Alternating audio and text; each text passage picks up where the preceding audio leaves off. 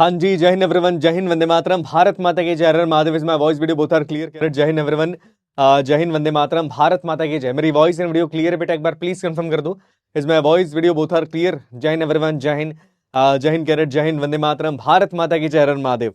एक बार बता दो मुझे मेरी आवाज, और मैं दिखाई दे रहा हूँ, मैं सुनाई दे रहा हूँ। जय हिंद एवरीवन, जय हिंद, जय हिंद, वंदे मातरम, भारत माता की जय। हर हर Mahadev. Is my voice video both are clear? एक बार प्लीज कंफर्म कर देना मुझे, क्योंकि सेशन है ना आज का, थोड़ा सा इंपॉर्टेंट है और आज हम 2-3 चीजों के बारे में बात करने वाले। तो एक बार please let me know, confirm कर दो मेरी आवाज क्लियरली आ रही है आपको, मैं दिखाई दे रहा हूं, मैं सुनाई दे रहा हूं। जय हिंद एवरीवन, जय हिंद, वंदे मातरम, भारत माता की जय। Is my voice video both are clear? Please confirm कर दो एक बार। मेरी आवाज क्लियरली सुनाई दे रही है? मैं दिखाई दे रहा हूं, मैं सुनाई दे रहा हूं। हाँ जी कैडेट्स, जय हिंद, जय हिंद, जय हिंद एवरीवन, जय हिंद, जय हिंद। मेरी वॉइस वीडियो क्लियर है? कंफर्म कर दो एक बार। इस my voice video both are clear? Clear है, क्लियर है, ऑल पॉजिटिव। चलिए ठीक है, बहुत बढ़िया। युवराज सिंह जय हिंद, जय हिंद। हर्षद, अक्षद, रिमझिम, पुष्कर जी जय हिंद। चंदन जी सही, जय हिंद, जय हिंद। यार दिल्ली आके मेरी तबीयत खराब हो गई यार वापस। जब भी दिल्ली आता हूँ ना, तबीयत पता नहीं क्यों खराब हो जाती। मेरी भी हो गई, राहुल सर की भी हो गई है। हम दोनों की हालत अभी खराब हो गई है, पता नहीं क्यों हो जाती है। देखो अब हम ठहरे थोड़े से, हाँ, गांव वाले कह सकते हैं कि हम लोग खुली हवा में ज्यादा रहते हैं। यहाँ पे एयर क्वालिटी बहुत अलग होती है, फूड यहाँ का बहुत अलग है। लोग यहाँ जंक फूड ज्यादा खाते हैं, हम लोग के जंक फूड खाते नहीं। हम लोग भी दाल रोटी वाला मामला है, अच्छी अच्छी चीजें खाते हैं। हमें जंक फूड खाते हैं, खाना पड़ता है थोड़ा सा। तबीयत थोड़ी खराब है, पर कोई नहीं, अपन चैप्टर के बारे में बात करते हैं। चैप्टर पढ़ेंगे आज। और यार आज हम लोग वहां गए थे, रिपब्लिक डे, कर्तव्य पथ के ऊपर हम लोग गए थे। It was literally, it was like the goose bump. आपको देखना चाहिए, हालांकि आप लोगों के लिए ही हम लोग गए थे वहां पे। और 26 जनवरी जो परेड होने वाली, उसके पहले कुछ चीजें थी, तो आई थॉट कि हम लोग वहां पर जाएं, तो हम चले गए वहां पे। It was really impressing. बहुत सारी चीजें वहां पर देखी हमने, और कई चीजें हैं। तो देखो, मैं वही चीज कहूंगा कि इट्स वर्थ इट। अपने एक्सपीरियंस से मैं एक चीज कह रहा हूँ कि जितनी मेहनत तुम कर रहे हो ना फौज में जाने के लिए, इट्स लिटरली वर्थ इट। वो लिटरली वर्थ इट होता है, बिलीव मी। तुम मेहनत कर रहे हो, तुम्हारा फोकस केवल तुम्हारे गोल पे होता है, तुमको उसके अलावा पूरा कुछ भी नहीं दिखता, और ये बहुत अच्छी बात है। Don't see anything, just see your own goal. अपने गोल के अलावा किसी भी चीज को मत देखो बेटा। तुम्हारा गोल सबसे बड़ा है, याद रखिएगा, है ना, ये नोट करना, सबसे बड़ा है। तुम्हारा गोल से बड़ा कुछ भी नहीं हो सकता इस लाइफ के अंदर। और फौज ज्वाइन करने के लिए अगर गोल चुना है तो मेहनत करनी पड़ेगी। बिकॉज हम लोग वहां गए ना, मैं एक इंसिडेंट बताता हूँ। वहां पे हम लोग वहां पर गए, तो वहां पर है ना, बहुत सारे छोटे छोटे बच्चों का ग्रुप था। बहुत बड़े नहीं, छोटे छोटे बच्चों का वहां पे ग्रुप था।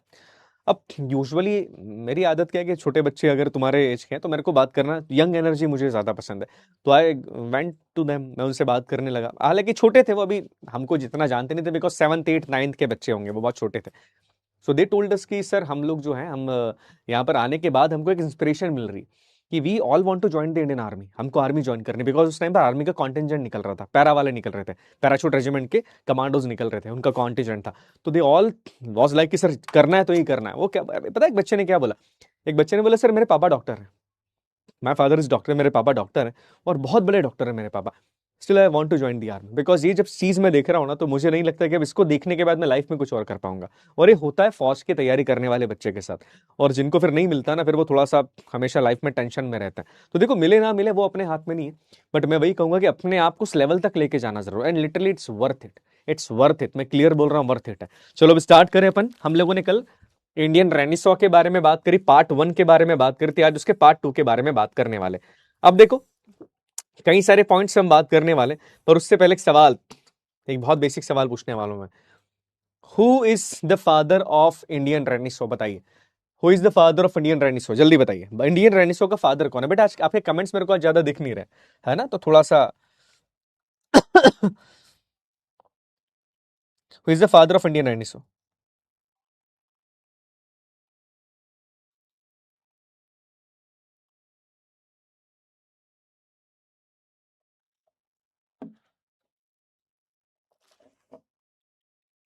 कौन है? राजा राजा राम मोहन राय जी, याद रखिएगा, ही वॉज राजा राम मोहन रॉय जी। अब देखो, राजा राम मोहन रॉय जी के साथ एक व्यक्ति यहां पर और है, जिनके बारे में बात करना तुम्हारे लिए मेरे लिए बड़ा जरूरी है। इनका नाम है, महान, बड़े महान व्यक्ति हैं। इनका नाम है ईश्वर चंद्र विद्यासागर। आपने सुना होगा इनके बारे में, महिलाओं के लिए बहुत इन्होंने काम करा, महिलाओं के लिए, बच्चियों के लिए। आप आज देखो, आज भी इनके नाम के स्कूल्स भारत के अंदर चलते हैं। ईश्वर Chandra Vidyasagar, the remarkable person. इनका योगदान किसमें किया दिया जाता है? आपने देखा होगा कि महिलाओं का जो विडो हो जाती है, महिलाएं, विधवाओं का जो पुनर्विवाह करवाया जाता है। पहले विधवाओं का पुनर्विवाह नहीं करवा सकते थे।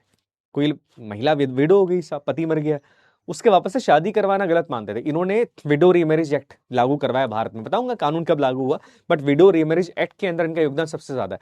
अब इनके बारे में बात करें थोड़ी सी, देखो ये जानकारी एग्जाम में नहीं आती कब बॉर्न हुए क्या हुआ, पर भी देख लेना। 1820 में विलेज इन मीदनपुर बंगाल के अंदर बॉर्न होते। इंपॉर्टेंट ये था कि साहब की पहली बार उन्होंने रोल अज्यूम किया संस्कृत कॉलेज का 1850 के अंदर, वहां के प्रिंसिपल बने, याद रखिएगा, ठीक है, वहां के प्रिंसिपल बने। और इन्होंने क्लियरली कहा कि देखिए भारत में जितनी भी चीजें होती है, चाहे संस्कृत के पाठ के बारे में बात करें, एजुकेशन के बारे में बात करें, केवल ये नहीं होना चाहिए कि केवल ब्राह्मण्स वो पाठ कर रहे हैं। संस्कृत पढ़ने का अधिकार केवल ब्राह्मण्स को नहीं होना चाहिए, जो नॉन ब्राह्मण्स है, वेरी इंपॉर्टेंट पॉइंट, जो नॉन ब्राह्मण्स है उनके पास भी अधिकार होना चाहिए। इसलिए सबसे पहला काम इन्होंने करा कि संस्कृत कॉलेज में नॉन ब्राह्मण्स को इन्होंने पढ़ने का अधिकार दिया। जो नॉन ब्राह्मण से साहब जो ब्राह्मण नहीं है बट उसके पास भी अधिकार है संस्कृत पढ़ने का, बिकॉज सबसे इंपॉर्टेंट है वो भारतीय है। अब भारतीय सबसे इंपॉर्टेंट चीज वही है, उसके अलावा जो चीजें वो तो सब बेमानी है ना। सबसे इंपॉर्टेंट क्या है कि तुम और मैं भारतीय हैं, उसके बाद चीजें बड़ी बेमानी हो जाती। ये क्लियर इन्होंने कहा कि देखो भारत के अंदर जितने भी लोग हैं उनके पास पढ़ने का अधिकार होना चाहिए, और क्लियरली बोला कि संस्कृत कॉलेज के अंदर संस्कृत पढ़ने का अधिकार नॉन ब्राह्मण्स को भी होगा। Someone who is not a Brahmin, so he और she also has the right to study. अब देखो शी वाली बात तो होती नहीं थी उस टाइम पर इन्होंने सबसे ज्यादा काम किया है महिलाओं के और बच्चियों के एजुकेशन में, नोट करना। और आज भी आप देखोगे कई सारे स्कूल्स बच्चियों के लिए चलते हैं इनके नाम से, ईश्वर चंद्र विद्यासागर, याद रखना, महिलाओं की और बच्चियों के एजुकेशन में बहुत बड़ा योगदान इनका यहां पर रहा। अब इसके बाद मैंने बात करी थी कि इन्होंने चाइल्ड मैरिज को प्रोटेस्ट किया, कई सारी बातें इन्होंने करी। अब सबसे बड़ा काम जो इन्होंने किया था मेरे हिसाब से, एक महिला है, इनके बारे में सुना है आपने? देखो महिला, ये दो लोग भारत के अंदर ऐसे थे इस समय पर जो महिलाओं के पुनर्विवाह के बारे में बात कर रहे थे। अच्छा, एक सवाल मुझे आपसे पूछना है, जो तुम सोचते हो उसको वाकई में चीज बताना। तुम बड़े बच्चे हो, मैं तुमसे इस तरह की बातें कर सकता हूं, मैं एक्सपेक्ट करता हूं कि तुम इसको अंडरस्टैंडिंग वे के अंदर लोगे, ठीक है ना, इसको नेगेटिव वे के अंदर नहीं लेना है। मैं तुमसे पूछता हूं, क्या महिलाओं का पुनर्विवाह होना चाहिए, यस और नो? बिल्कुल अनबायस्ड होकर बात करेंगे इसके बारे में। क्या महिलाओं का पुनर्विवाह होना चाहिए? मान लीजिए कोई महिला बेचारी है, वो कम एज के अंदर थी, उसके पति की मृत्यु हो जाती, पहले क्या होता था बंगाल में, कुलीनिज्म, पति की मृत्यु होगी, तो क्या उस महिला का पुनर्विवाह करवाना चाहिए? क्या वापस से शादी कर ली जाए? Is it possible? करना चाहिए, यस और नो? मेरे को बताओ, इस बारे में बात करो मुझसे, करना चाहिए कि नहीं करना चाहिए?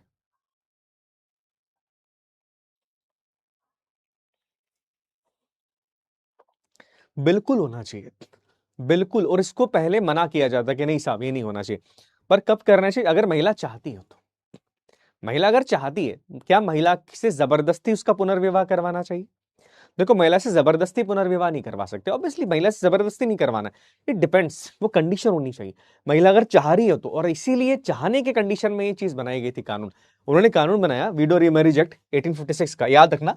ये इसका जो एक्ट है ना, ये एक्ट 15 है, एक्ट 15 ऑफ 1856, ये भी लिखा जाता है। अब इसमें इन्होंने ये बोला कि देखो किसी महिला की मर्जी से उसकी रीमैरिज करवाई जाएगी, महिला की मर्जी से। ऐसा नहीं कि महिला की मर्जी नहीं फिर भी आप करवा रहे हो, नहीं, महिला की मर्जी के बिना आप नहीं करवा सकते, ये भी इस कानून में लिखा था।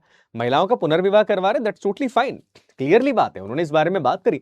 पर महिलाओं की मर्जी से किया जाएगा, बिना किसी महिला की मर्जी के आप नहीं करवाओगे। कि महिला बोल रही साहब मेरे को नहीं करनी शादी, और आप बोलो नहीं भैया शादी करनी पड़ेगी, अरे ऐसा नहीं हो सकता ना, महिला की मर्जी यहाँ पर है। तो इन्होंने क्लियरली बोला कि महिला की मर्जी से उनकी शादी करवाई जाएगी। और इनका साथ किसने दिया, याद रखिएगा, बहुत इंपॉर्टेंट, इनका नाम पूछा एनडीए ने, रानी रश्मोनी। ये एक बहुत बड़ी, याद रखिएगा, बहुत बड़ी एक्टिविस्ट है रानी रश्मोनी, है ना। इनकी सहायता से इन्होंने विडो रीमैरिज एक्ट भारत में लागू करा। और उस टाइम पर भारत के अंदर वायसराय कौन है, भारत के अंदर हेड कौन है ईस्ट इंडिया का, उनका ईस्ट इंडिया कंपनी का लॉर्ड डलहौजी, याद आ गया, हाँ जी, लॉर्ड डलहौजी था उस टाइम पर। तो उसकी सहायता से ये चीज इन्होंने करी। तो देखो ये स्लाइड तुम्हारे लिए बड़ी इंपॉर्टेंट हो जाती। विडो रीमैरिज एक्ट 1856 के अंदर भारत में लागू हुआ है, नोट करना। और एक्ट कौन सा, एक्ट 15 है, 15 लिख देता हूं मैं ताकि कंफ्यूजन यहां पर ना हो। क्लियर है, क्लियर हो गया है ना, तो ये चीज याद रखिएगा। उसके पहले इन्होंने और क्या किया, देखो कई सारे काम करे। जैसे एग्जांपल की बात करें, इन्होंने बिट्ठूर कॉलेज, एक कॉलेज है, उसकी स्थापना इन्होंने करी। हालांकि it's not that much important for you, but ये चीज याद रखना, इन्होंने मेट्रोपॉलिटन इंस्टीट्यूट कलकत्ता के अंदर, एक बहुत बढ़िया कॉलेज है मेट्रोपॉलिटन इंस्टीट्यूट इन कलकत्ता, उसकी स्थापना इन्होंने करी। सवाल पूछा गया, उसकी स्थापना इन्होंने करी है, बहुत इंपॉर्टेंट सवाल है, इसको याद रखिएगा।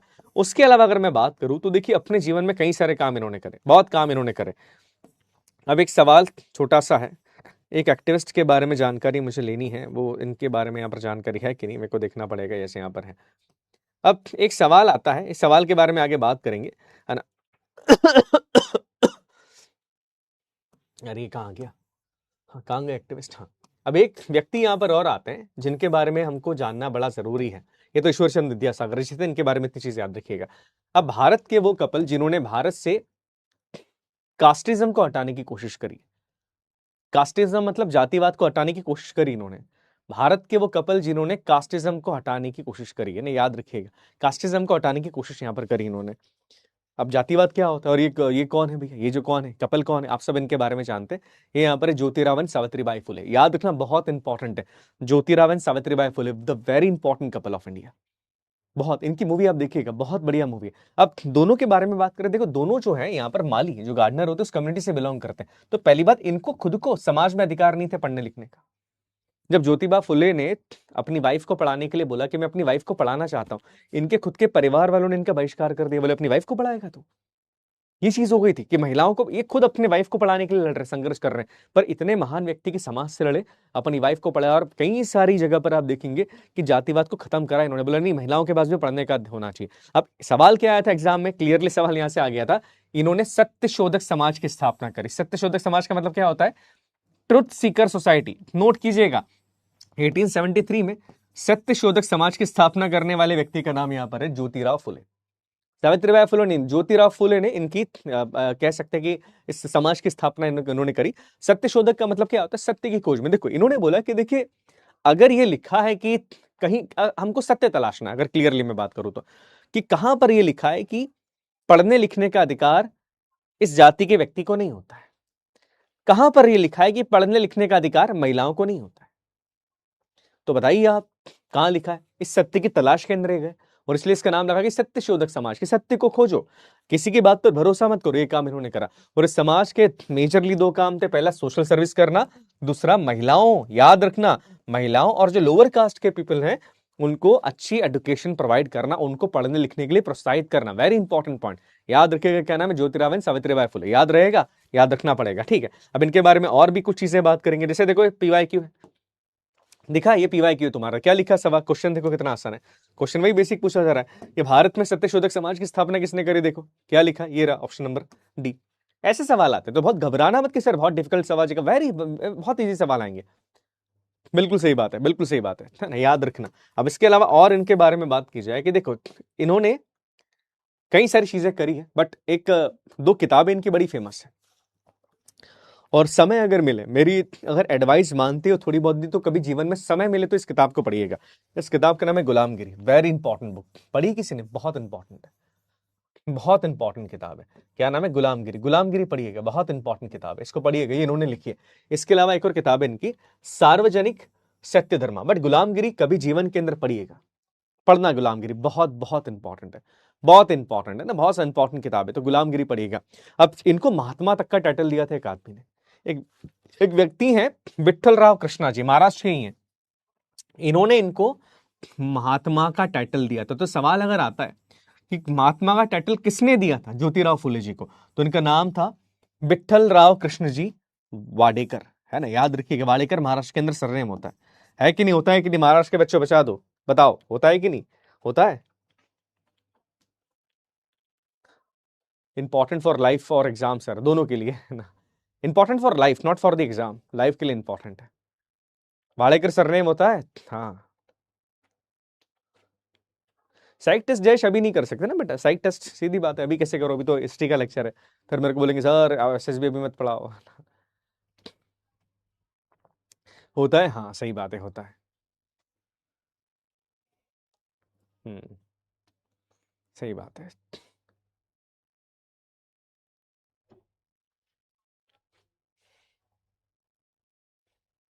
हम्म,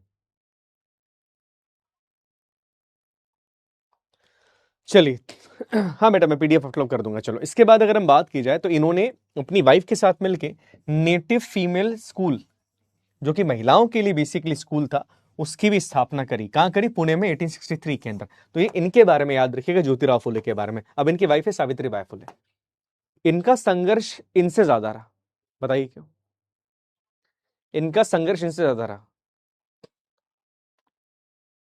साइकोलॉजी की बुक बताओ, अरे भाई सर इसकी PDF अपलोड कर दोगे, किसकी, इसकी, हाँ कर दूंगा, क्या दिक्कत है।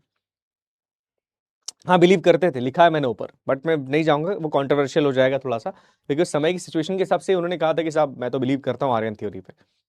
मैक्स मुलर वाले ये बिलीव करते थे। पायल, हाँ जय हिंद। सही बात है, सही बात है। इनकी महिला, अब देखो महिला होने के कारण इनके लिए कंडीशंस और खराब है। सोचिए महिला होने के कारण इनकी कंडीशन और ज्यादा खराब है, बिकॉज इनको खुद को पढ़ने का अधिकार इनके घर में नहीं मिल रहा। इन्होंने अपने परिवार वालों से लड़ा, समाज तो सेकंड था, परिवार से लड़ रही है पहले। सबसे पहले इन्होंने क्या करा, याद रखिएगा, महिलाओं के सम्मान के लिए कि महिलाओं के अधिकार क्या है, एक संस्था की स्थापना करिए, महिला सेवा मंडल, नोट करना बहुत इंपॉर्टेंट है। उन्होंने महिला सेवा मंडल की स्थापना करी, बहुत इंपॉर्टेंट है। उसके बाद क्या होता था कि महाराष्ट्र वाला जो एरिया था ना, वहां पर एक प्रथा थी। प्रथा ये थी कि अगर महिला का पति की मृत्यु हो जाएगी, महिला के पति की मृत्यु होगी, महिला का पति था वहां साहब, उसकी मृत्यु होगी, महिला के पति की मृत्यु के बाद महिला के सर को गंजा कर दिया जाता था। पता है इसके बारे में इस प्रथा का विरोध कर रहा हूं, बोले ये चीज तो गलत है, ये आप क्या कर रहे हैं, क्लियरली बोला कि साहब ये बहुत गलत है, ये बहुत गलत चीज है। बिकॉज क्या होता है कि महिला के मृत्यु के बाद, महिला की मृत्यु के बाद, माफ कीजिएगा, अपने पति की मृत्यु के बाद महिला का सर शेव कर देते, ये चीज की जाती थी। सोचो कितनी चीजें ऐसी, तो बहुत गलत होता था। उसके अलावा इन्होंने भारत के अंदर एक बड़ी चीज अच्छी कराई, इन्होंने 1863 के आसपास भारत में एक नया कानून लागू करवाने में बहुत मदद करी। और क्लियरली इन्होंने बोला कि देखो, भारत के अंदर जो छोटे बच्चों को पैदा होने के बाद मार दिया जाता है, बच्चियों को, उसके लिए सरकार को काम करना चाहिए, और एक संस्था की स्थापना कर दी। संस्था का क्या नाम था, बाल हत्या प्रतिबंधक गृह, ये नोट कर लीजिएगा। बच्चों को मारते थे, कैसे मारते थे पता है, जैसे बच्ची हो गई है, अब बच्ची हो गई तो क्या बोला, अरे बच्ची है, लड़की हो गई, तो दूध में डुबा देते थे बच्ची को, और दूध लिया तपेली में, तपेली समझते हो ना, तपेला जिसको बोलते हैं, उसमें दूध लिया और बेचारी बच्ची को दूध में डुबा देंगे, डूब के बेचारी बच्ची मर जाएगी। मतलब कैसे कोई किसी को दबा सकता है यार। देखो मेरे को वही तो दिक्कत आती कि ऐसे हम बड़ी बड़ी बातें करते कि हम माँ सीता के बारे में बात करते कि हमारी माँ सीता है, माँ दुर्गा के बारे में बात करते हैं, उस समय के बारे में। अभी तो चीजें ठीक हो गई, उस समय पर कितना ज्यादा धर्म था, फिर भी आप बच्चियों को मार रहे हो, मतलब आप क्या कर रहे हो। हम बातें तो बड़ी बड़ी कर रहे हैं ना कि माँ सीता माँ दुर्गा, अरे माँ सीता माँ दुर्गा तो चलो भगवान है, अरे अपने घर पे अपनी मम्मी है, वो भी तो लड़कियां ही हैं, अपनी बहन है, वो भी तो लड़कियां ही है। आप किसी का जीवन छीन कैसे सकते हो, आपने उसको पैदा हुआ बोला लड़की, और उसको आपने दूध में डुबा के मार दिया, उस बच्चे की क्या गलती है, अरे भगवान ने बनाया ना उसको, तो है कि नहीं, ये चीजें हम करते थे। तो देखो बहुत चीजें हुई हैं भारत में, जो गलत है, जो गलत है वो गलत है, उसको गलत को गलत बोलने में क्या दिक्कत है। तो याद रखिएगा ये चीजें भी भारत के अंदर हुई है। तो इंसान हम इतने खराब रहे हैं ना, इंसान ही सबसे खराब रहा, इंसान खुद इंसान का दुश्मन है। बस केवल कोई बच्ची है तो आप उसको मार देते हो यार, उस बच्ची का जीवन अभी तो शुरू भी नहीं हुआ है, आपने उसको मार दिया। अरे करना चाहिए कि हम ऐसे समाज को बनाए जहां पर बच्चियों के साथ ये चीजें नहीं की जाए, दहेज प्रथा खत्म करी जाए, जो भी चीजें उनको अपन को खत्म करना पड़ेगा ना, या जो भी चीजें आप कहते हैं ये चीजें, उसको हम खत्म करें ना कि साहब हम ये चीजें करना शुरू करें, तो दैट इज टोटली रॉन्ग, ये बहुत गलत चीज होती है। और इंडिया में, भारत बाहर नहीं होता, दुनिया के अंदर, दुनिया में वेस्टर्न कंट्रीज में चीजें नहीं होती। वेस्टर्न में नहीं थोड़ी होता कि बच्ची को मार दिया, बच्ची, माँ सबसे अलग चीज है चलती है। तो वही तो कह रहा हूं कि यार हम किस दिशा में जा रहे थे, और ये फिर ऐसे लोगों का आना जरूरी था भारत के अंदर, इसलिए ये बड़े महान माने जाते हैं। याद रखिएगा, क्लियर समझ में आ गया। हाँ जी, इसके बाद इनकी दो किताबें हैं, कभी समय मिले तो पढ़ना। एक है काव्या फुले, बहुत अच्छी किताब है काव्या फुले, बहुत बढ़िया, मैंने पढ़ी, बहुत ही बढ़िया किताब है। दूसरी है बावन काशी सुबोध रत्नाकर, ये दो किताबें इनकी है। हालांकि काव्या फुले ज्यादा इंपॉर्टेंट किताब है, कभी समय मिले तो पढ़िएगा। क्लियर हो गया, इनके बारे में बात कर ली। चलिए दूसरे व्यक्ति के बारे में बात करें। इसके बाद जो व्यक्ति हमारे पास है,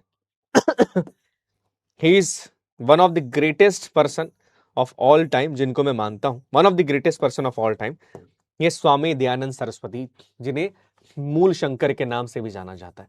कितने बच्चों ने इनका नाम सुना है अपने जीवन के अंदर, स्वामी दयानंद सरस्वती, जिन्हें मूल शंकर के नाम से भी जाना जाता है। मेरा सवाल बहुत सिंपल है, कितने बच्चों ने इनके नाम के बारे में सुना है।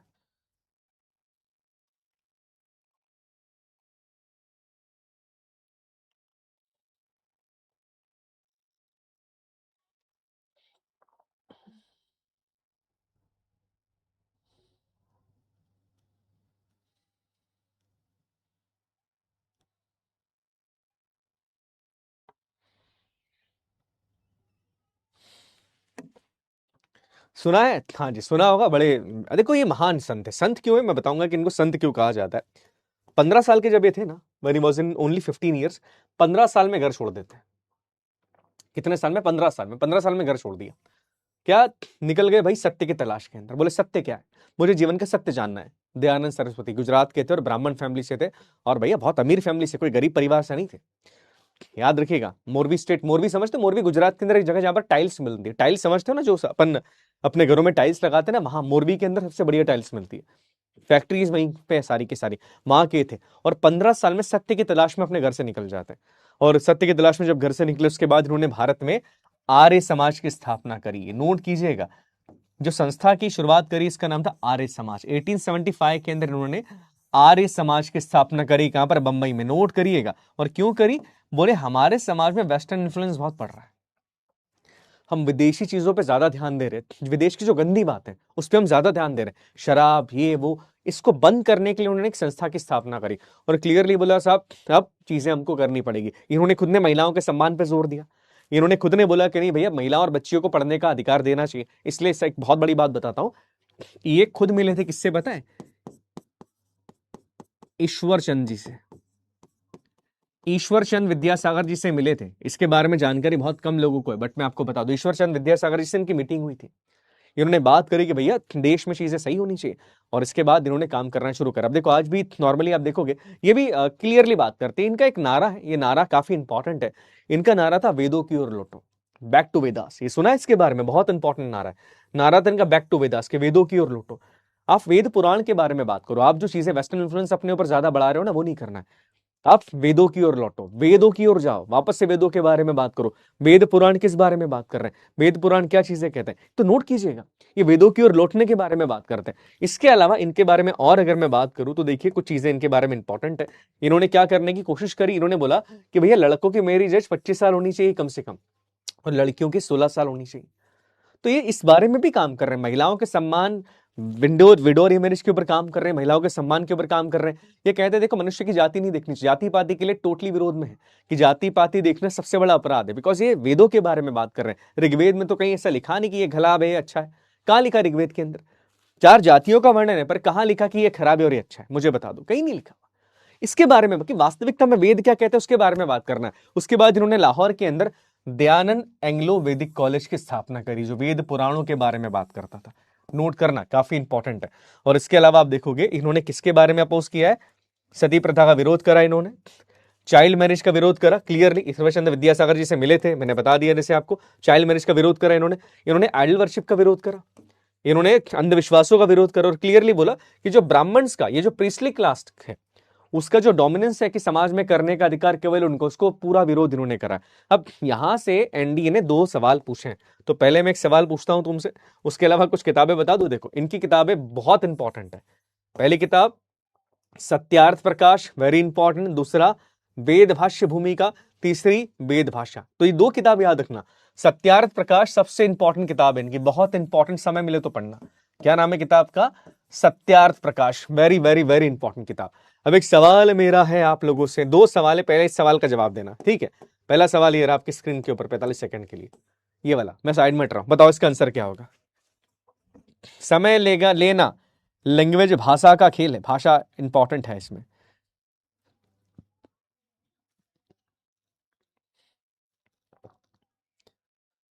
इसमें पूरा भाषा का खेल है।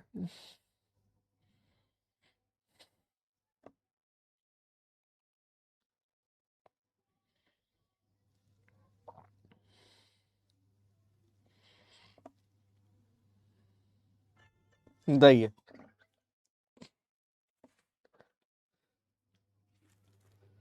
बाबा साहब की बुक, हाँ बताऊंगा ना, पहले अपन बाबा साहब के बारे में पढ़ेंगे तब बताऊंगा। ध्यान से सुनना।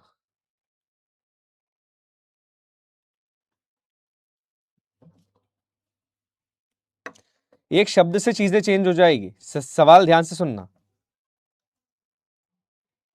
इंग्लिश भाषा का ज्ञान होने वाले बच्चे को इसका जवाब मिलेगा।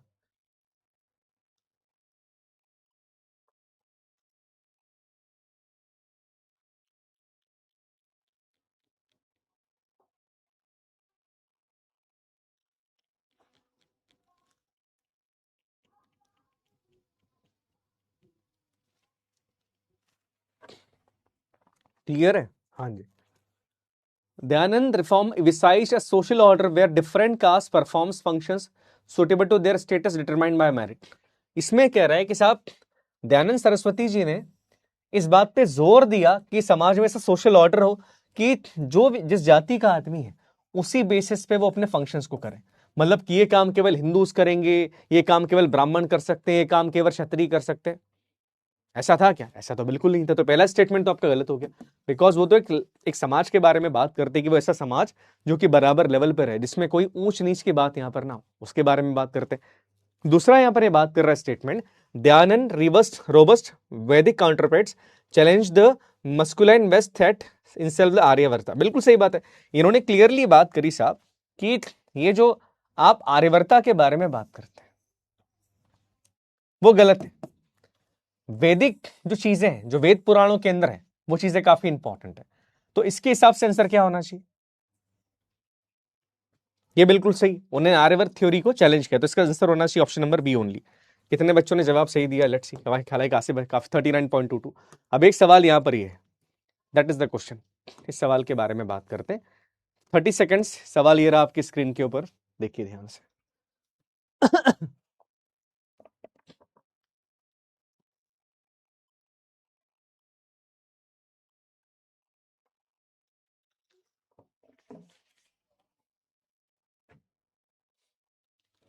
हाँ तो वही तो, status determined by merit, status determined, वही तो लिखा है। क्या लिखा है? Dayanand reform envisages the social order where different caste perform functions suitable to their status. इसका मतलब होता है कल्पना करना, भविष्य के बारे में सोचना। ऐसे भविष्य की कल्पना करी उन्होंने जहां पर जाति के हिसाब से चीजें की जाए? नहीं की गई। देखो इसमें जो सवाल यहां पर है इसको नोट कीजिएगा। ये सवाल है स्वामी दयानंद सरस्वती जी के बारे में। इन्होंने अपोज किया आइडल वर्शिप को, हाँ हमने बात करी थी।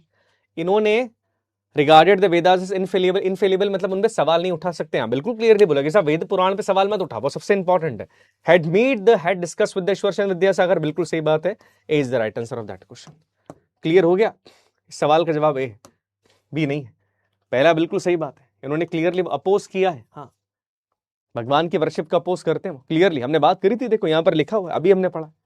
ये देखो इनके बारे में बात करी, क्या करा? अपोज सती, चाइल्ड मैरिज। ये देखो आइडल वर्शिप का अपोज कर रहे हैं, मूर्ति पूजा का अपोज कर रहे हैं यहाँ पर। तो याद रखिएगा। क्लियर है? समझ में आ गया? क्लियर हो गया? समझ में आ गया? यहां तक क्लियर है? आज की क्लास में जो पढ़ा समझ में आ गया? आज इतना ही है, इतना ही है, आज इतना ही है। छोटी क्लास थी हाँ, क्योंकि आज ज्यादा कुछ पढ़ना नहीं है। यहाँ तक क्लियर हो गया? समझ में आ गया? तो आज थोड़ा तुम्हारी जल्दी छुट्टी एंजॉय करो। आज तो राज सर की क्लास भी नहीं है शायद, मेरे को जितना पता है। तो आज इतना ही है। चलो ठीक है, ध्यान रखो अपना और मेहनत करते रहो। मैं कल की नेक्स्ट